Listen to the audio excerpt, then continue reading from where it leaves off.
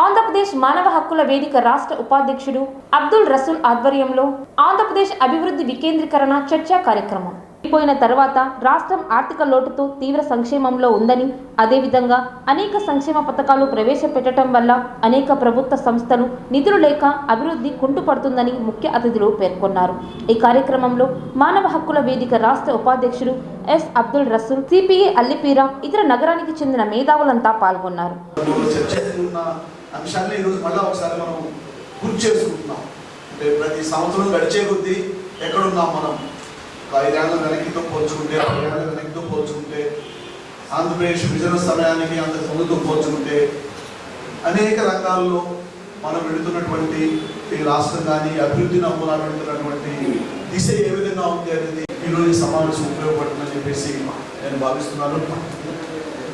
ఆంధ్రప్రదేశ్ విభజన తర్వాత అంతకు ముందు ఉన్నటువంటి పరిస్థితి, హైదరాబాద్ కేంద్రీకృతంగా జరిగినటువంటి అభివృద్ధి, రాష్ట్రం విడిపోయిన తర్వాత మనకున్నటువంటి అవకాశం ఏంటి, ఇలాంటి అంశాలు ప్రస్తావన రావడం జరిగింది.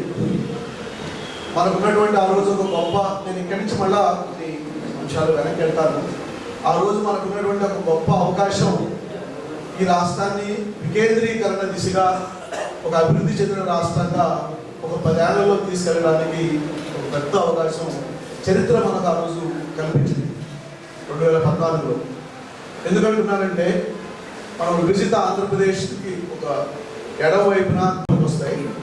ఈ రాష్ట్రానికి ఉత్తరము,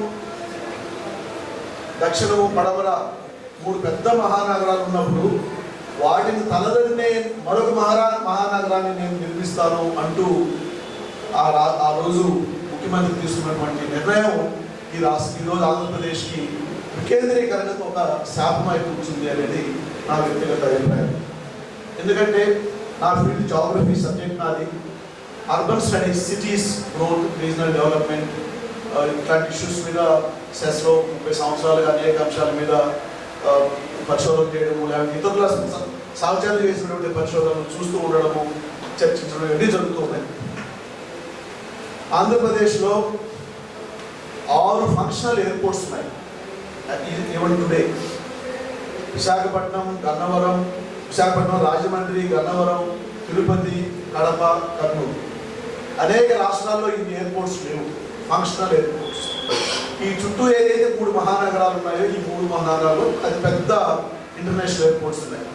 విశాఖపట్నంలో కొత్త ఇంటర్నేషనల్ ఎయిర్పోర్ట్లు వస్తూ ఉంది, జూన్లో స్టార్ట్ చేస్తూ ఉంటున్నారు. ఈరోజు ఏదో ప్రయత్నం నడవాలి.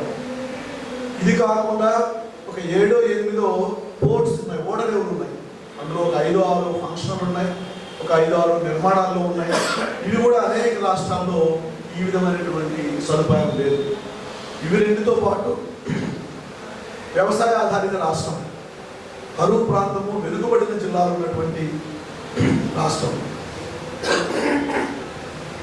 ప్లస్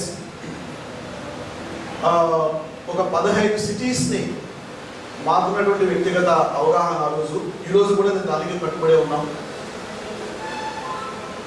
ఒక చిన్న అడ్మినిస్ట్రేటివ్ క్యాపిటల్ని కట్టుకొని కావాలనుకుంటే విజయవాడ, గుంటూరు మధ్య అయినా 2000 ఎకరాల్లో చాలా అద్భుతమైనటువంటి అడ్మినిస్ట్రేటివ్ క్యాపిటల్ని కట్టుకోవచ్చు. హైదరాబాద్ పోగొట్టుకున్న తర్వాత రెవెన్యూ లోడ్ ఉన్నటువంటి రాష్ట్రం, ఓవరాల్గా చూస్తే కొంత పేద రాష్ట్రం రావచ్చు, మిడిల్ లెవెల్ ఇన్కమ్, లో మిడిల్ లెవెల్ ఇన్కమ్ ఉన్నటువంటి రాష్ట్రం. ఒక 15 సిటీస్ని కేంద్రీకృతంగా చేసుకుని మొదట్లో ఒక్కొక్క నగరం మీద, పెద్ద నగరాల మీద సంవత్సరానికి ఒక 500 కోట్లు, విశాఖపట్నం, విజయవాడ లాంటి వాటి మీద, మిగిలిన నగరాల మీద 100 కోట్లు, 200 కోట్లు ఆ నగరంలో ఉన్నటువంటి ఇన్ఫ్రాస్ట్రక్చర్ని అభివృద్ధి చేసుకోవడానికి, బెటర్ క్వాలిటీ సిటీస్ డెవలప్ కావడానికి ఒక 10 ఏళ్ళు ఖర్చు పెడితే, ఫస్ట్ 3-4 సంవత్సరాలు 500 కోట్లు ఖర్చు పెడితే మళ్ళీ 500 కోట్లు ఖర్చు కాదు ఆ నగరాల్లో కూడా. బట్ ఇనీషియల్గా, ఎందుకంటే మనకు పేరుకు సిటీస్ అంటున్నాం కానీ ఇవన్నీ కూడా మన అనంతపూర్తో సహా ఎక్కడ పెట్టినా చెత్త అక్కడే ఉంటుంది. త్రాగునీటి మీద మనకు నమ్మకం లేదు, మన మున్సిపాలిటీ నీళ్ళు మనం తాగే నమ్మకం లేదు మనకి. పారిశుద్ధ్యం చాలా అధ్వానంగా ఉంటుంది, చెత్త బయట వేసేది అధ్వానంగా ఉంటుంది. ఇవన్నీ క్లీనప్ చేసి ఉండొచ్చు సంవత్సరానికి కొంత ఖర్చు పెట్టుబడి. ప్రతి సిటీ కూడా ఒక గ్రోత్ సెంటర్ అయ్యిండేది. ఎయిర్పోర్ట్స్ ఉన్నాయి, ఓడరేవులు ఉన్నాయి, వ్యవసాయం మీద ఫోకస్ పెట్టి వెనుకబడిన ప్రాంతాలు, రైతులు, కరువు ప్రాంతాల్లో పెడితే 10 సంవత్సరాల ఈ రోజుకి 2014 నుంచి ఈ రోజుకి ఒక గణనీయమైనటువంటి గుణాత్మకమైనటువంటి మార్పు ఆంధ్రప్రదేశ్లో అభివృద్ధిలో కనబడింది. దానికి తోడు కొన్ని యూనివర్సిటీస్ డెవలప్ చేయాల్సింది, అవన్నీ తర్వాత వస్తాను. ఇది ఏదీ కాకుండా ఒక సింగిల్ బిగ్ క్యాపిటల్ సిటీ మీద దృష్టి పెట్టి ప్రపంచవ్యాప్తంగా రాజధాని కడతామని చెప్పేసి శివరామకృష్ణ కమిటీ చెప్పినటువంటి రికమెండేషన్స్ వీటిని ఖాతరు చేయకుండా ఒక విధంగా వాటిని వ్యతిరేకిస్తూ పచ్చని పంట పొలాలు, 3 పంటలు పండేటువంటి చెరువు భూములు, 2 పంటలు పండేటువంటి నాన్ చెరువు భూముల్లో తీసుకెళ్లి ల్యాండ్ పూలింగ్ పేరుతో రైతులు వెనకెడితే దాదాపు 25 సంవత్సరాల క్రితం వెనకెళ్ళాలి. ఆర్టీసీ ఎంత పెద్ద ఉద్యోగం చేస్తున్నారు. సహకార రంగాన్ని, పబ్లిక్ సెక్టార్ని కంప్లీట్గా ఈ రాష్ట్రంలో నాశనం చేసినటువంటి నాయకుడు తిరిగి ఈరోజు అదే అంతో ఎంతో మిగిలిన పబ్లిక్ సెక్టర్ను కూడా ఆంధ్రప్రదేశ్లో నాశనం చేస్తూ ఒక నగరం మీద మొత్తం 1000 కోట్ల రూపాయలు పెట్టి దీన్ని నేను అభివృద్ధి చేస్తాను, నాకు ఇంకా భూములు కావాలి అనేటువంటి డైరెక్షన్తో పెట్టుకోవడం ఈరోజు ఆంధ్రప్రదేశ్ జరుగుతున్నటువంటి ఒక పెద్ద నష్టం. ఇక్కడ కూడా అమరావతి మీద ఏదైనా మాట్లాడితే సామాజిక మాధ్యమాలతోనే ఇప్పుడు అర్థమైంది, వాళ్ళు జరుచుకుంటున్నారు. ఎందుకంటే మీడియాలంతా మేనేజ్ చేయగలుగుతున్నారు. కేంద్రం నుంచి రాష్ట్రాల వరకు మనం చూస్తూనే ఉన్నాం. ఇప్పుడు అమరావతి మీద మాట్లాడితే ఏ స్థాయిలో బెదిరింపులు ఉన్నాయంటే, అమరావతి మీద ఎవరైనా నెగటివ్ కామెంట్స్ చేస్తే వాళ్ళని అక్కడే పాతేస్తామనేంత వరకు రాజకీయ అధికార పార్టీ నాయకులు మాట్లాడడం జరిగింది. ముఖ్యమంత్రి స్థాయిలో కూడా స్థాయిని మరిచి బెదిరించడం జరిగింది. లోకేష్ గారి నాయకత్వంలో ఒక మంత్రివర్గ ఉపసంఘం కూడా ఏర్పడింది.